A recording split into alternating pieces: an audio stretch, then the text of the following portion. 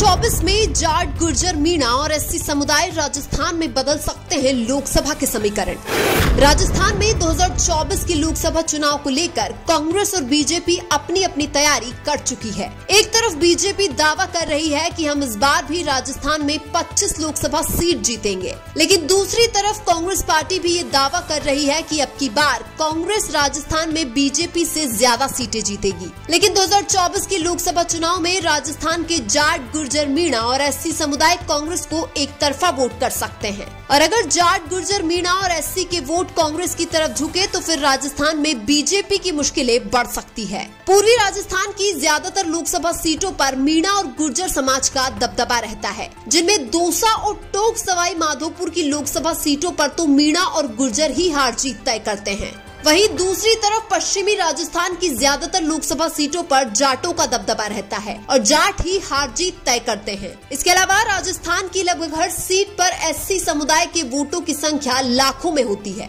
राजस्थान में लोकसभा की कई सीटों पर एससी के वोटर्स की संख्या 3 से 4 लाख तक भी है। इसके अलावा उत्तरी राजस्थान की कुछ लोकसभा सीटों पर भी जाटों का दबदबा देखने को मिलता है। वहीं दक्षिणी राजस्थान की कुछ लोकसभा सीटों पर मीणा वोटर्स का दबदबा देखने को मिलता है। दबंग राजनेताओं की बात करें तो हनुमान बेनीवाल को राजस्थान में जाटों का सबसे बड़ा नेता माना जाता है। बेनीवाल की राष्ट्रीय लोकतांत्रिक पार्टी 2024 में कांग्रेस से गठबंधन कर सकती है। पिछले चुनाव 2019 में हनुमान बेनीवाल ने बीजेपी के साथ गठबंधन किया था, लेकिन किसान आंदोलन के चलते हनुमान बेनीवाल ने बीजेपी से गठबंधन तोड़ लिया था। वर्तमान में हनुमान बेनीवाल और बीजेपी के बीच 36 का आंकड़ा चल रहा है। ऐसे में अगर हनुमान बेनीवाल कांग्रेस से गठबंधन कर लेते हैं तो जाटों के वोट कांग्रेस को एक तरफा भी मिल सकते हैं। वहीं दूसरी तरफ सचिन पायलट राजस्थान में गुर्जर समाज के सबसे बड़े नेता माने जाते हैं। अगर राजस्थान में कांग्रेस 2024 के लोकसभा चुनाव में सचिन पायलट को आगे करती है तो राजस्थान में गुर्जरों के वोट कांग्रेस को एक तरफा मिल सकते हैं। वैसे भी इस बार गुर्जर समाज बीजेपी से खासा नाराज है, इसी वजह से 2024 में गुर्जर कांग्रेस की तरफ झुक सकते हैं। इस बात में कोई संदेह नहीं है कि अगर सचिन पायलट लोकसभा चुनाव में एक्टिव रहे तो राजस्थान में लोकसभा के समीकरण 2024 में बदलते हुए नजर आएंगे। इसके अलावा डॉक्टर किरोड़ी लाल मीणा को मीणा समाज का सबसे बड़ा नेता माना जाता है और 2023 के विधानसभा चुनाव में किरोड़ी लाल के कहने पर मीणाओं ने बीजेपी को वोट दिया था, लेकिन बीजेपी के सबसे संघर्षशील और अकेले विपक्ष की भूमिका निभाने वाले किरोड़ी लाल को 2023 में मुख्यमंत्री नहीं बनाया गया।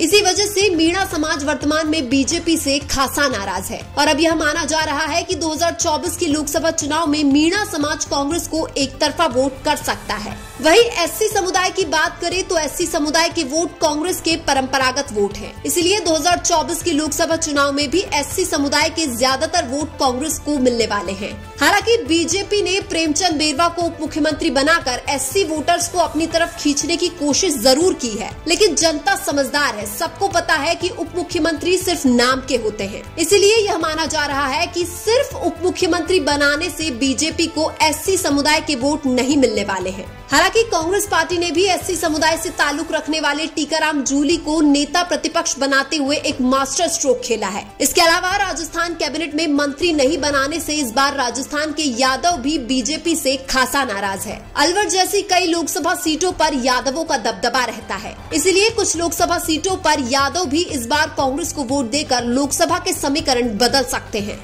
इसके अलावा दक्षिणी राजस्थान में अपना प्रभाव रखने वाली भारत आदिवासी पार्टी भी कांग्रेस से गठबंधन कर सकती है। भारत आदिवासी पार्टी का बांसवाड़ा की लोकसभा सीट पर अच्छा खासा प्रभाव है। इसके अलावा भारत आदिवासी पार्टी 2023 के विधानसभा चुनाव में डूंगरपुर, बांसवाड़ा की कई सीटों पर कांग्रेस बीजेपी को धूल चटा चुकी है। भारत आदिवासी पार्टी की ताकत का अंदाजा इससे लगा सकते हैं कि इनके राजकुमार रोट ने 70,000 वोटों से चुनाव जीता था। राजकुमार रोट सहित भारत आदिवासी पार्टी के 3 विधायक 2023 में चुनाव जीतकर विधानसभा पहुंचे थे और अब यह माना जा रहा है कि भारत आदिवासी पार्टी और कांग्रेस बांसवाड़ा की लोकसभा सीट पर गठबंधन करेंगे। यानी कि राजस्थान में 2024 के लोकसभा चुनाव में कांग्रेस का पलड़ा भारी लग रहा है। इसके अलावा 2024 के लोकसभा चुनाव में आप कौन सी पार्टी को वोट देंगे, कमेंट करके जरूर बताइए। वीडियो अच्छा लगा तो लाइक कीजिए और हमारे चैनल मीणा की आवाज को सब्सक्राइब कीजिए। धन्यवाद।